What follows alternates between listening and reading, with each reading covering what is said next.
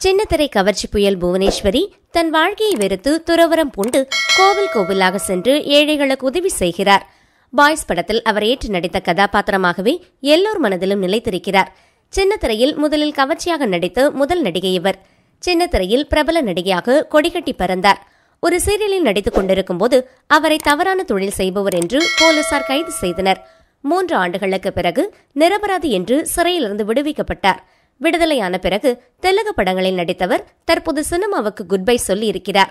ஆன்மீகத்தின் மீது நாட்டம் வந்துள்ளதால் துறவரம் பூண்டு கோவில் கோவிலாக சுற்றி கோவில்களில் இருக்கும் ஏழைகளுக்கு உணவு வழங்கி வருகிறார்.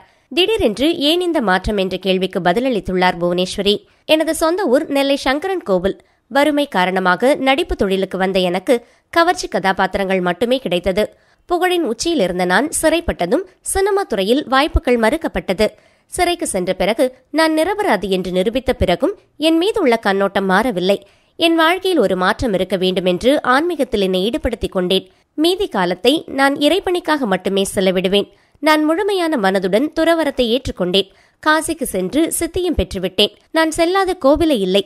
தேவாலயங்களுக்கும் செல்கிறேன், பள்ளிவாசலுக்கும் செல்கிறேன். என்னை பொறுத்தவரை ஆன்மீகத்திற்கு மதம் ஒரு தடையல்ல.